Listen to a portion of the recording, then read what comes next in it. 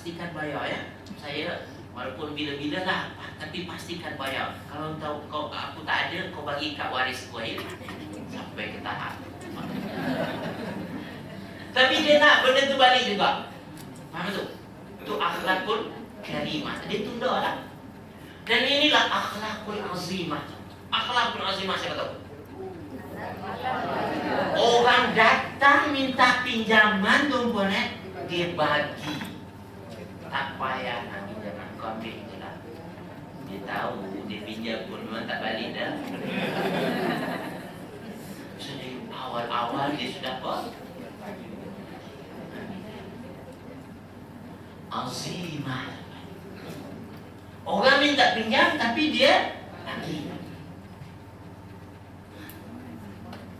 Atau tuan-tuan dia tak mampu bayar pada tarikh tersebut, tak apalah, langsailah kau. Engkau doakan je aku moga dapat rezeki yang lain. Azimah, tu azimah. Dan tuan-tuan dikasih, kalau tuan-tuan berakhlakul hasanah, tuan-tuan dapat pahala tak? Mas, dapat. Tuan-tuan berakhlakul karimah, dapat tak? Nanti dalam niat tuan-tuan dan pulang balik duit tu, dapat. Adakah dapat pahala tuan-tuan? Dapat. Tapi kalau tuan-tuan awal-awal dan tuan-tuan bagi dia itu azimah tadi tu, bagaimana? Maka inilah pahala yang paling tinggi. Tuan-tuan tengoklah diri tuan-tuan, di mana tuan-tuan mampu? Ya saya. Itu pun okey juga. Itu nama dia karimah kan? Ya. Dia minta 1,000, saya biasanya tuan-tuan dikasih sekali, kalau memang nak pinjam pun macam tu juga saya akan bagi pinjam yang mana kalau dia pulang balik, alhamdulillah. Kalau tak pulang balik, tak apalah. Saya memang tak kata-kata. Sehingga jumpa dia pun tuan-tuan, saya tak akan ingat hutang tu. No. Faham tu? Kalau apa dia tu? Kalau tak ingat memang dah lepas lah tu. Memang dari awal ingat hati kita apa dia? Ini umpama aku sedang beli tiket one way. Tiket one way macam mana tuan-tuan dah kasi keran? Sekali pun tidak keluar, tak akan kembali. Sudah niat dah tu. So tuan-tuan kalau keadaan macam tu, kalau orang yang tuan-tuan tahu dia antara mampu tak mampu tu, fikirkan macam tu. Reducekan pinjaman tuan-tuan nak bagikan tu, kurangkan. Yang mana ukuran yang akan tuan-tuan beri tersebut, ukuran yang tuan-tuan tidak akan komplain, tuan-tuan tidak akan mengata-ngata, tuan-tuan tak akan menyebut-nyebut lagi dah apa yang dia pinjam tu. Kalau lepas, memang itulah kerana Allah saya bagi. Ya? Kalau balik, alhamdulillah, mana rezeki aku memang macam tu kan. Kalau balik memang apa? Rezeki kita lah tu. Sebab dia balik ke kita. Kalau tak balik memang apa?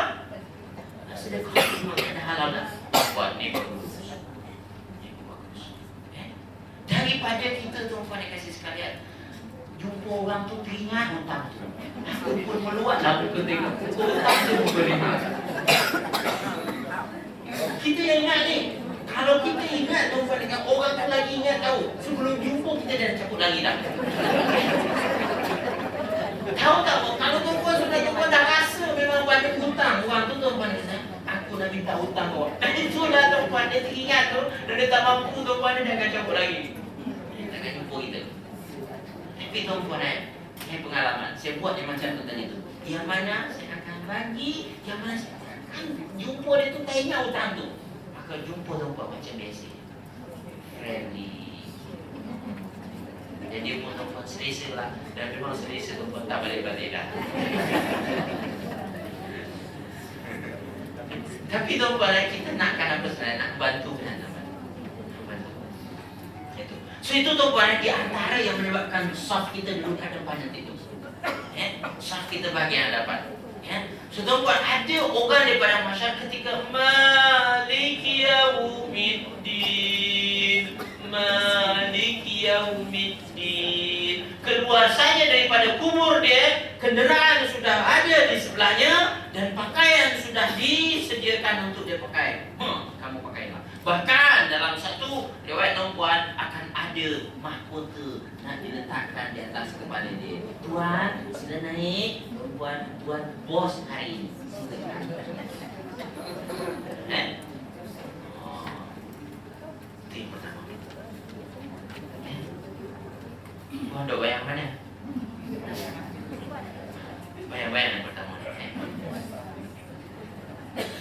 Yang kedua tuan-tuan, ada orang yang berjalan kaki nanti pas jalan kaki. Berjalan kaki dalam keadaan muka ada biru keruh atau muka lebam, muka tak jernih sangat. Yang satu tadi tu Pak, itu yang muka berseri-seri tu. Iyalah kan, keluar-keluar saja dah ada kereta, kenderaan, buat pakaian. Memanglah tu Pak, kalau senyum memang sakit telinga tu Pak. Gembira. Tu dhahikatun mustabsyirah kata Allah dalam surahnya tu Pak, surah Abasa. Dia tersenyum, muka berseri-seri, ketawa, dhahikah. Inilah hari yang dulu memang sangkakan dulu, dan aku yakin, dan hari-hari aku sebut aku nak sampai destinasi ini. Maliki yaumiddin, Maliki yaumiddin. Inilah yang aku tunggu-tunggu ni. Oh, saya memang bos hari ini. Sudah dulu Pak. Memang senyum belaka tu Pak. Dan ada satu golongan tu Pak, keluar-keluar tu Pak, tak ada waktu. Maka tuan-tuan terpaksalah di bawah terik panas matahari tersebut berjalan. Kamu tahulah orang jalan di tengah terik panas matahari macam mana? Nah, kusut masai, habuk-habuk tersebut, debu-debu pinggir jalan tersebut akan kena. Maka muka mulalah menjadi tak terurus. Inilah golongan kedua tuan-tuan. Itu orang-orang yang berjalan kaki dan keadaan muka mereka biru keruh kerana hati masing-masing sebab dengan kedukaan. Sebab dia tak tahu lagi ni. Keadaan dia orang macam ni tuan-tuan, 50-50. 50-50, tak tahu lagi. Orang yang depan tadi tu, yang naik Lamborghini tu, dah nampak pintu syurga kat dia dah. Oi, nak sampai lah. Didekatkan syurga tu. Memang dibagi dia nampak dekat. Nampakkan syurga macam dekat. Semua orang golongan kedua ni tuan-tuan, dia tak apa-apa jelas. Yang mana ni? Antara risau, antara berkeluh kesah lah dia tuan-tuan. Sebab apa tuan-tuan? Waktu mati dahulu ada lagi dosa-dosa yang dia tak sempat bertaubat pada Allah SWT. Ada lagi kesilapan-kesilapan yang tak tahu bagaimana kesudahan daripada kesilapan. Adakah Allah nak ampunkan? Adakah Allah Subhanahu Wa Taala akan kenakan terhadap dosa atau kesilapan yang dia lakukan tersebut? Ya Allah, macam mana ni? Dia risau ni. Dia kalau sekiranya itu dilihat oleh Allah, dipandang oleh Allah, dosa aku itu yang dia perhatikan oleh Allah, ambil aku. Macam mana ni? Hari itu adalah salah keringat. Apa yang pernah dia buat, maka berjalanlah dalam keadaan penat. Nanti tuan carilah ke tempat yang boleh berteduh tuan, cari-cari tak jumpa. Memang tak jumpa untuk grup ini. Untuk grup ini dia kena berjalan dan di bawah terik matahari. Dan matahari itu akan memanasinya, dan peluh daripada kesan matahari itu bergantung pada dosa dia. Kalau dosa dia sikit je tuan-puan, sampailah kepada kaki tuan. Kalau dosa dia tuan-puan lebih banyak lagi tuan-puan, sampailah ke lutut mungkin. Ada yang sampai ke pinggang tuan-puan, sampai ke dada. Ada yang sampai ke hidung dia tenggelam. Beza-beza. Tapi tuan-puan, golongan ini ada dua kemungkinan nanti. Golongan ini tuan-puan dikasih sekalian, mereka akan dihisap. Ketika hisap tersebut tuan-tuan, ada satu yang Allah tunjukkan dosa-dosa tersebut.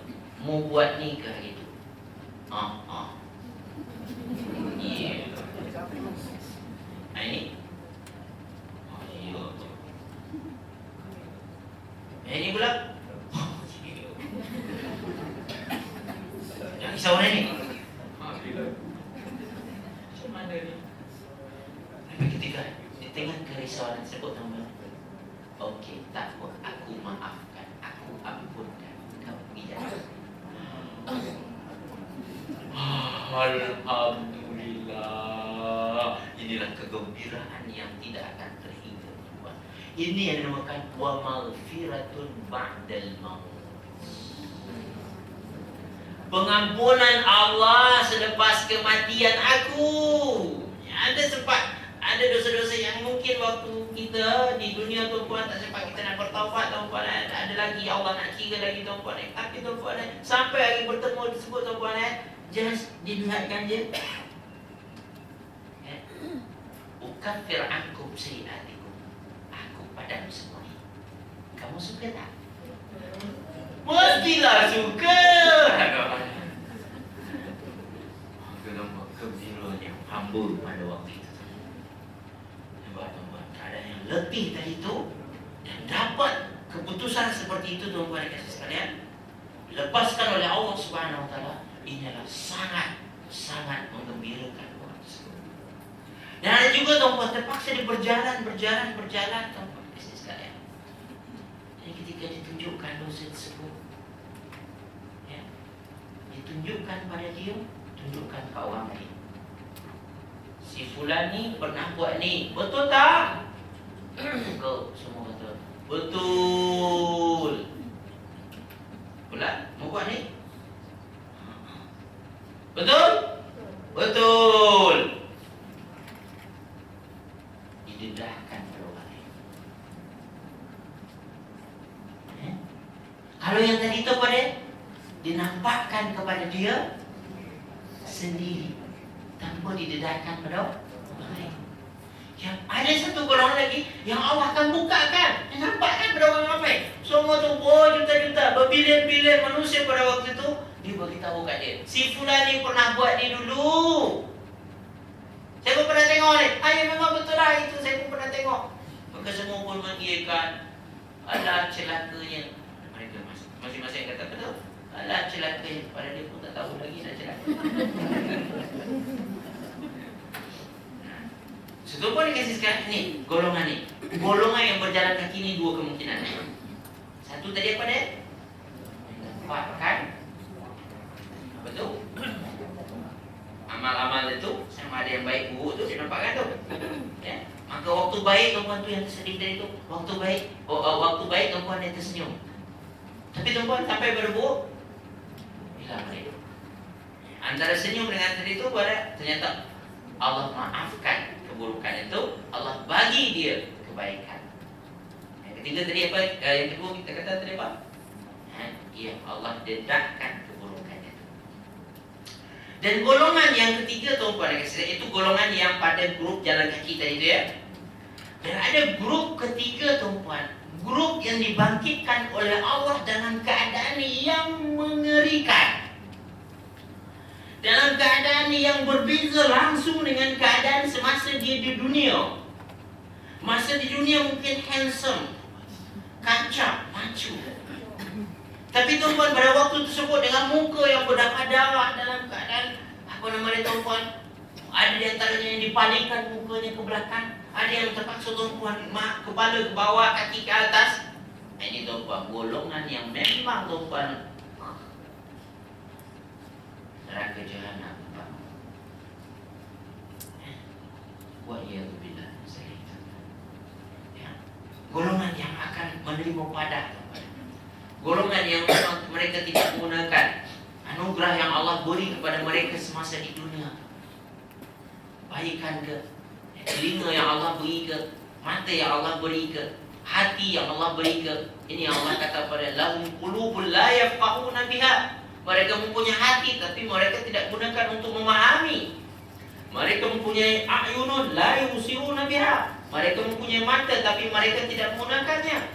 Mereka menggunakan udhun dan mereka ada udhunun, telinga, tapi mereka tuan-tuan tidak menggunakan telinganya itu untuk mendengar. Ulaika kal an'am, kata Allah. Mereka itu macam binatang. Bal adall, bahkan mereka lagi dahsyat.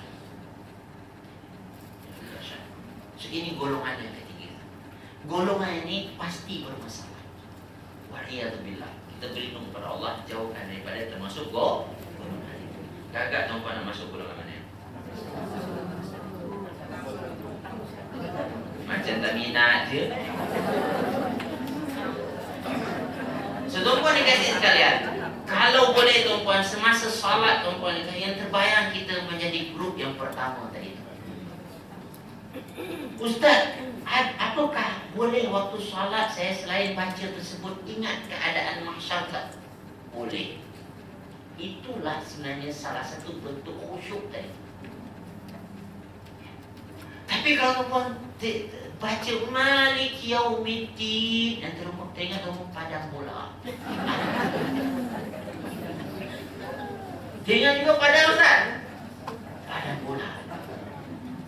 Ini masalah. Tapi tuan Malik Yaumiddin tuan teringat tuan padang mahsyar yang seperti gambar itu kita cuba boleh bayangkan tuan. Dan tuan bangkit tu. Kita bangkit tuan yang golongan manakah kita akan masuk?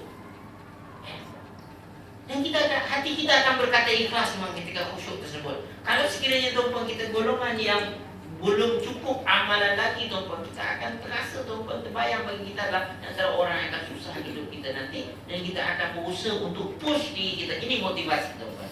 Kita tolak, dorong diri kita untuk buat lebih baik lagi, mantapkan lagi. Tak cukup dengan apa yang kita ada tersebut, buat lagi, buat lagi, buat lagi, sampailah satu masa tuan-puan ketenangan jiwa tuan-puan yang akan kita adalah insya-Allah kita akan merasa bahawa kita termasuk dalam golongan yang Allah berikan sebagai orang yang punya kenderaan itu. Orang yang punya kenderaan ini tuan-puan, mereka di antara orang yang masuk syurga tanpa hisab. Kalaupun tuan-puan kena hisab, dia akan lalu hisab tersebut macam orang dalam tol tuan-puan fast track tu. Apa itu? Smart tag. Ada benda sekejap scanning dia. Lepas. Ada yang menjaga. Nah, ada tuan-puan memang tak lalu tu pun. Kalau tol ni semua dia lalu atas tol tu.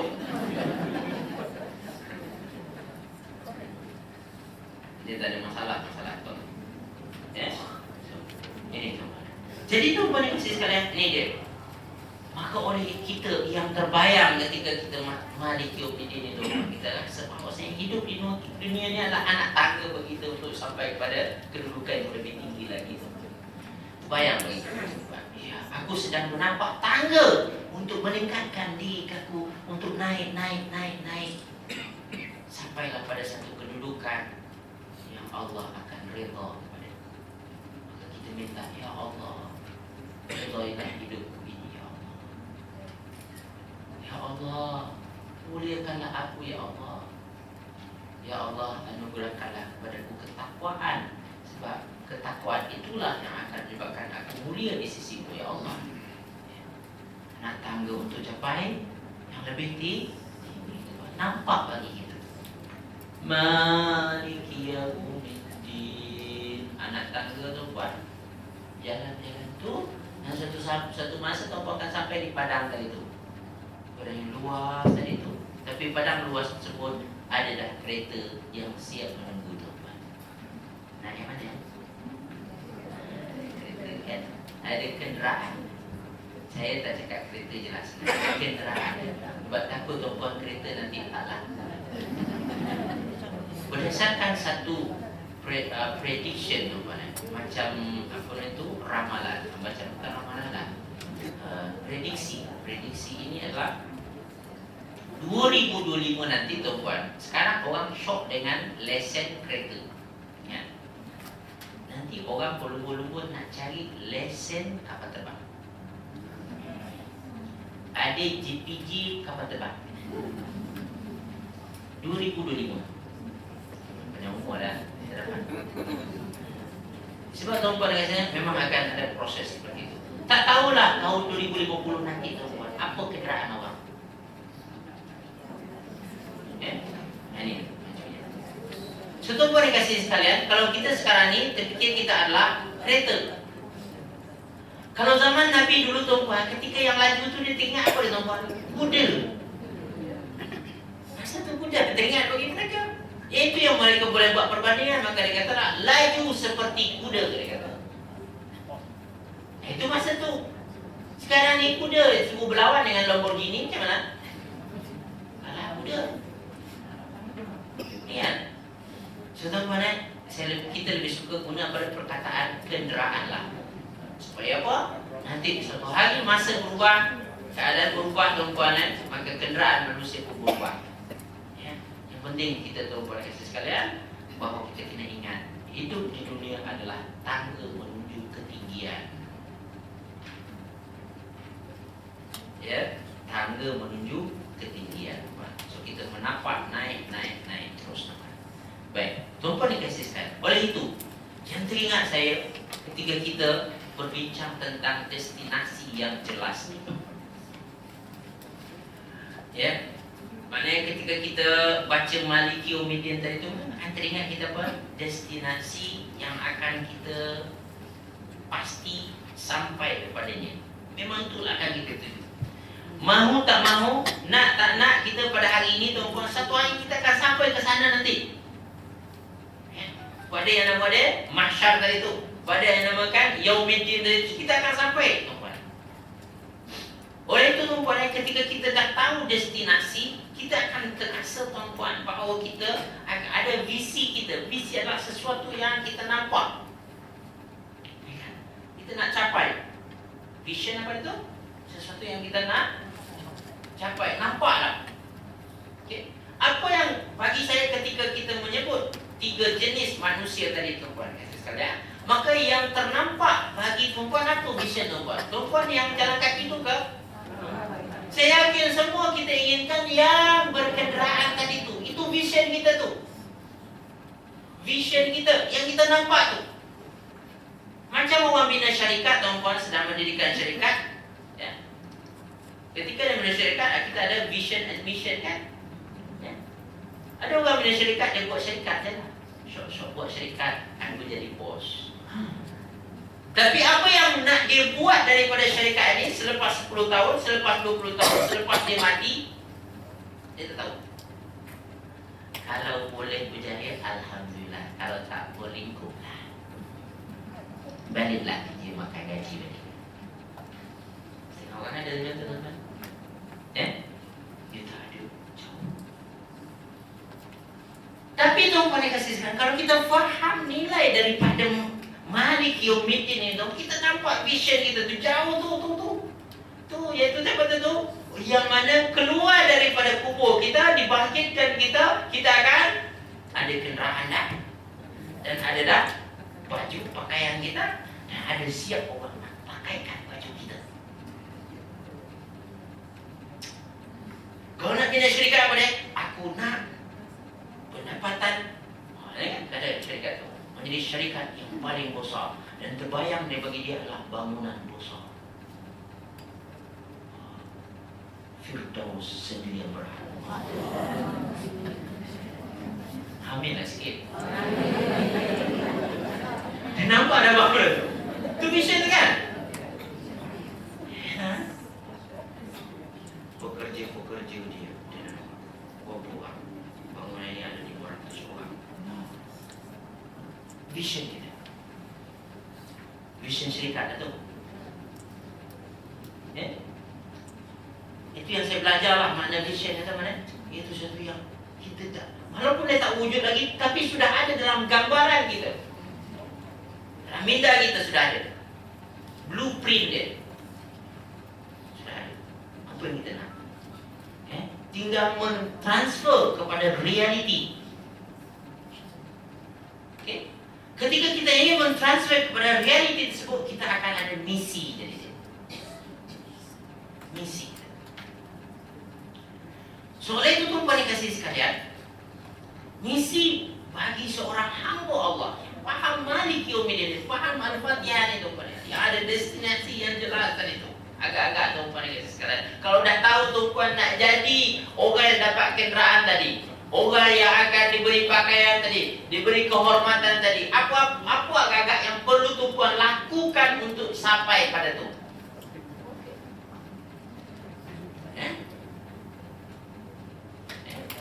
Kesimpulannya 2 je cuma tu.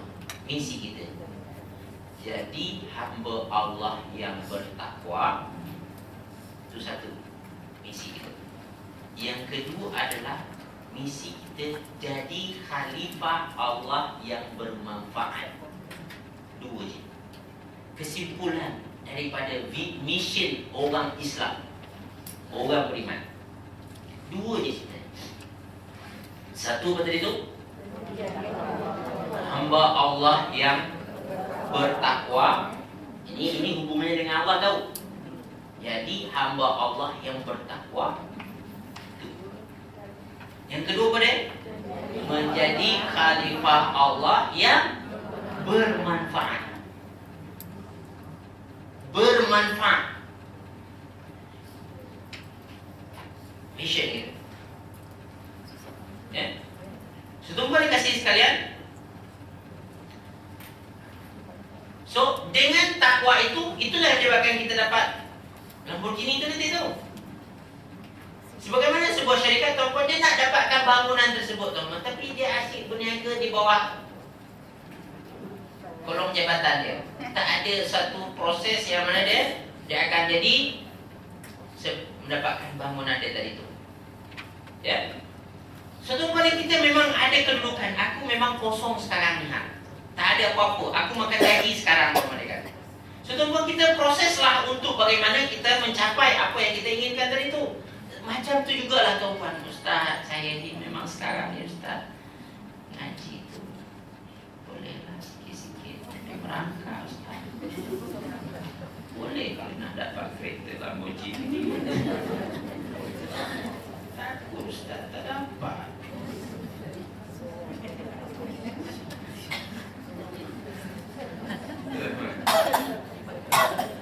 Ustaz, nak Lamborghini. Tapi sembahyang saya kadang kuat Ustaz, kadang lupa juga. Itu memang keadaan kita sekarang lah kan teman-teman yang sekalian. Itu tak jadi masalah tuan-tuan. Apa yang kita ada sekarang ni? InsyaAllah tengok tuan-tuan apa proses kita untuk nak dapatkan Tuhan. Itu namanya tindakan. What's your action? Apa tindakan kamu daripada posisi atau kedudukan kamu sekarang ni? Kalau tindakan dia tuan-tuan itu juga. Dia tahu dah mengangkat ngaji tenang. Naklah begini. Ustaz cakap, datanglah kelas. Nak Ustaz. Tapi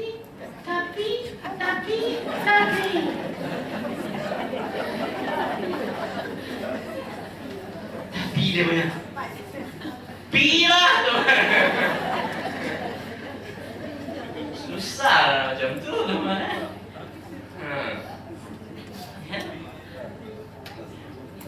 Dia kena ada tindakan lah.